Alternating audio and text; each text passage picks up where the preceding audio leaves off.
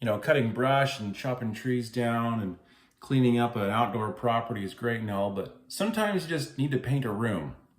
So today, I'm going to show you how to do that.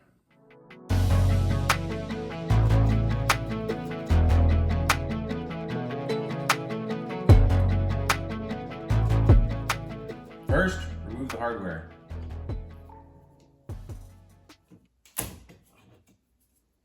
This allows you to paint behind it without getting any on your covers.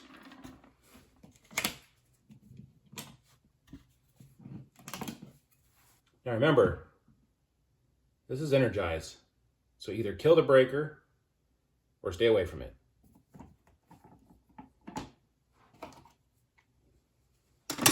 Now you don't have to remove the doors, you can paint around them, but man is it easier if you do.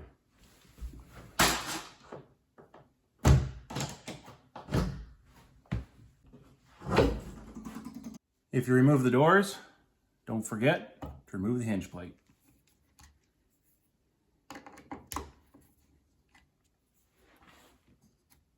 And the door jamb.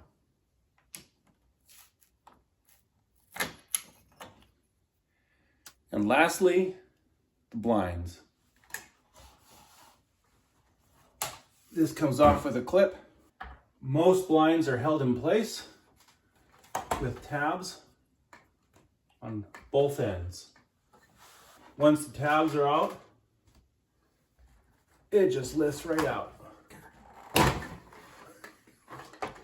You do have the option of removing these tabs, but often these are screwed right into the drywall itself and not into wood. The more times you remove them, the weaker the connection is. These are very well hidden in the blinds, and I usually leave them alone and just paint around them. Next, we patch some holes. I like to use spackling, specifically the pink stuff that turns white when it's cured.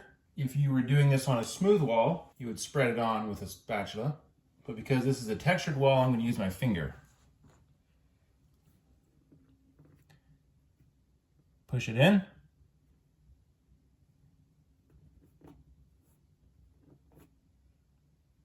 And then just kind of dab it to add texture. While we wait for the spackling to dry, we start sanding. I'm using a sanding sponge. It's an actual sponge with sandpaper, with sand glued to the side of it. It gets in these creases really well.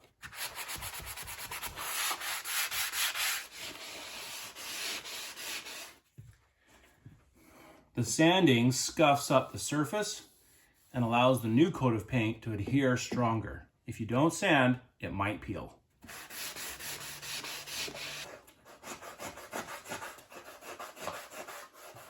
Now that the spackling has had time to dry, take your same sanding sponge. Just give each spot a once over. You're not trying to empty the hole. You're just trying to use the edges of the sponge to carve the spackling out of the grooves. Next, we pole sand. Keep your sander at about 45 degrees. It'll widen its spread, and also stop it from flipping over and scratching your freshly patched wall.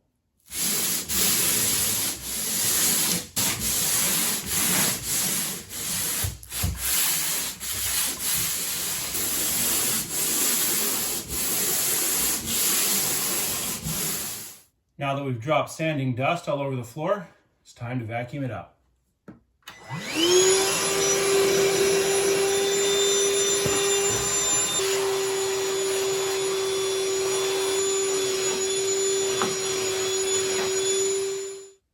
Next, we tape the carpet.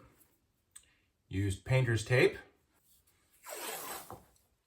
Have the tape wrap a 1/4 inch up on the baseboard. Use your fingers to shove that tape down so that 1/4 inch is now aiming down in between the carpet and the baseboard.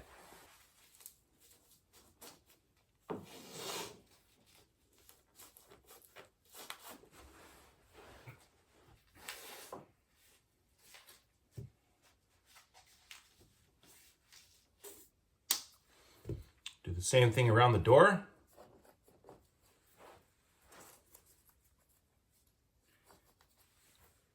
If you can get the tape to fit under the trim just a little bit, that's even better.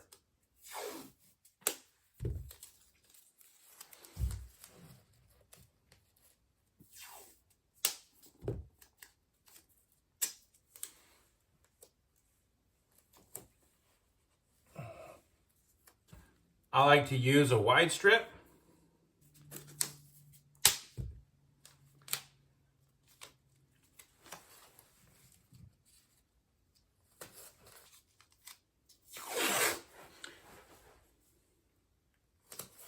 To bring that protection out a little further.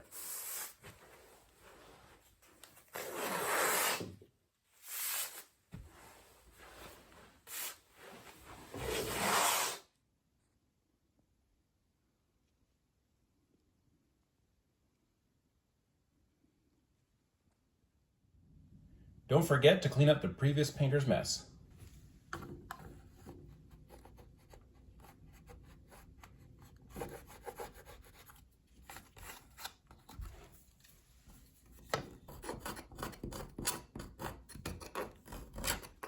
Next up, caulking.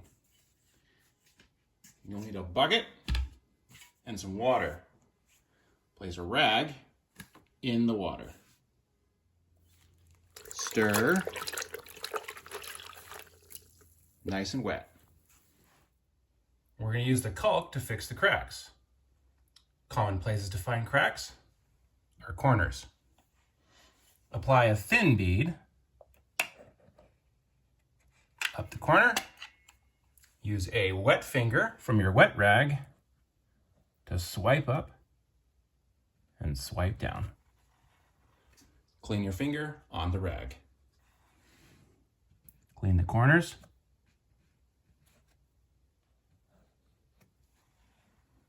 Clean your finger. Repeat.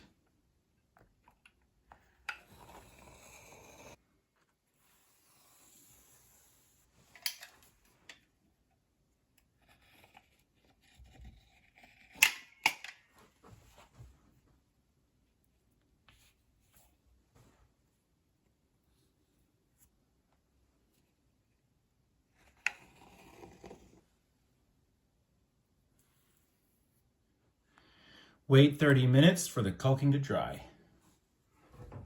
Time to paint. Start with the trim first. Use drop cloth for drips. Before you get too excited, shake.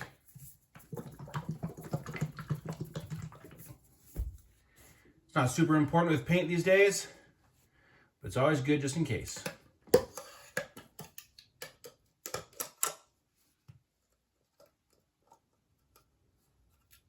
Use the paint on the lid first.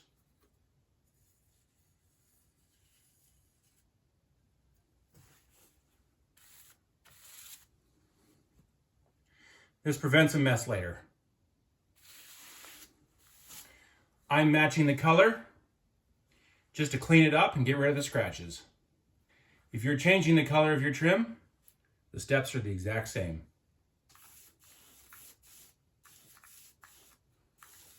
Take your trim paint up on the wall and down on the tape.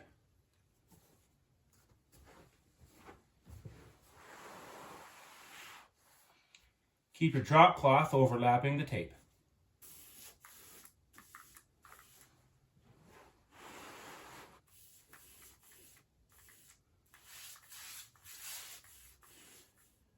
When painting only one side of a door frame, stop on this edge. That way when the door closes, you can't see the transition between the outside and the inside. When the door is open, everything that's on this side, the room side of the door frame, is on the new color. Everything on the outside of the door frame is on the old color. That's the way it looks the best. Even though I'm color matching here, I still follow this rule because it's never quite perfect. Now, I already did it before I decided to film this video, but before you start anything I've shown you so far, I recommend painting the roof, following the same steps I outlined for the trim, including the removal and replacement of all ceiling objects such as smoke detectors, lights, and ventilation. You should now have your unpainted wall completely surrounded with new paint. Okay, it's wall painting time. Give your brush nice and clean. Don't forget to shake.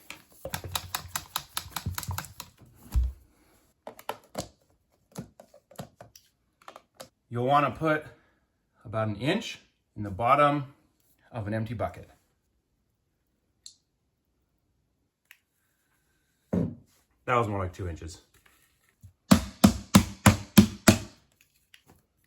Put that somewhere safe. Okay, so you may be wondering, when you're freehand brushing, how do you get a straight line? And I mean really straight. Well, I use the same technique, whether I'm cutting in against the ceiling, against the trim around a door, or the baseboards. Get your brush nice and wet. Put a streak of thick paint about an inch, 3/4 of an inch away from the edge you're trying to cut into. Use the side of the brush to push that streak up and into the corner.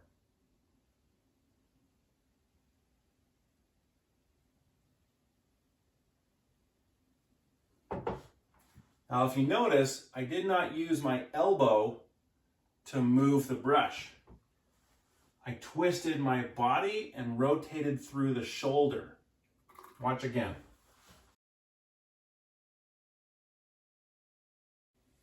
The only thing my elbow is doing is keeping the brush in contact with the wall. All my lateral movement comes from my body. You have a lot more control that way. Your hand will be a lot steadier, and you'll have straighter lines.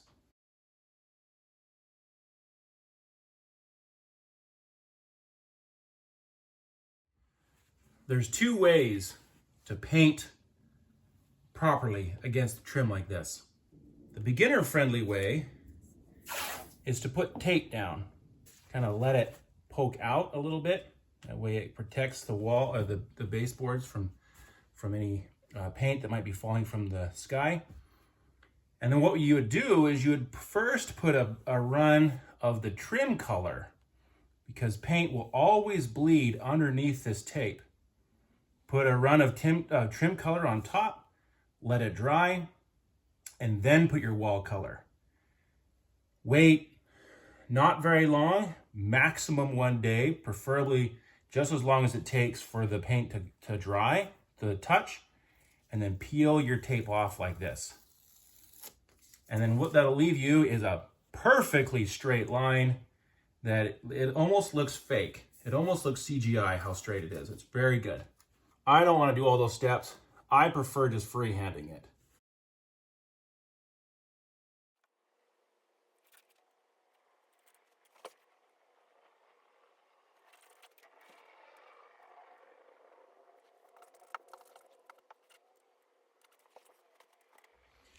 Okay, it's rolling time. Open the can. You want to fill your roller tray up to about here.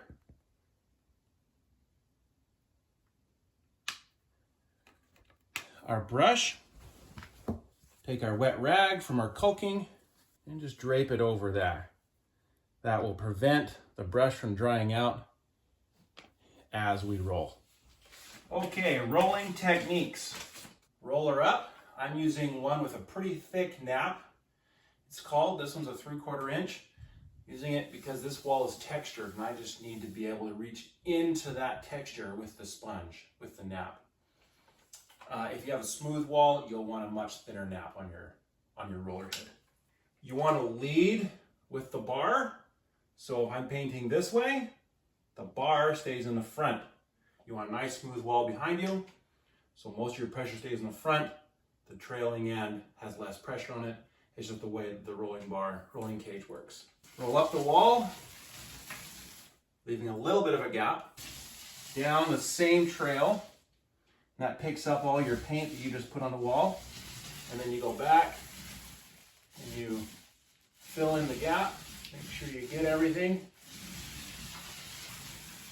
And then go forwards. Maybe about one more stroke until the roller feels like it is starting to run out of paint. And repeat.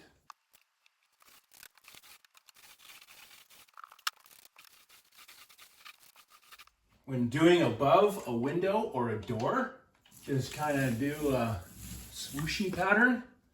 You don't have as much wall space to consume the paint that's in this roller. And then once you do your swooshy pattern, honestly, it's exactly the same.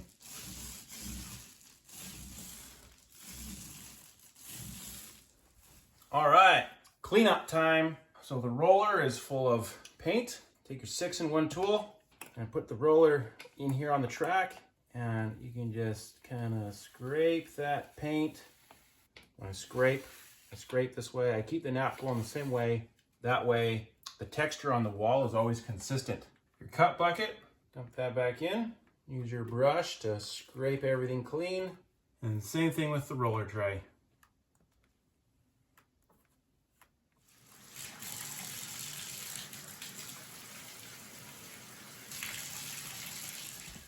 Okay, we're not quite done yet. Walls are done, but we need to undo our prep work. When you paint down on the tape, that does put a seal between here, between the trim and the tape. You don't want to break that seal by pulling the tape up. You want to break that seal by pushing the tape down. Otherwise, your new layer of paint might get peeled off. You can use your fingers or you can use your 6-in-1.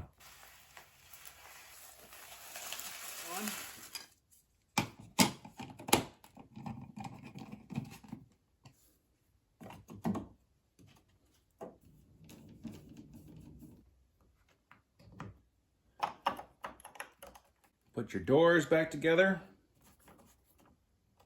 Do not over tighten.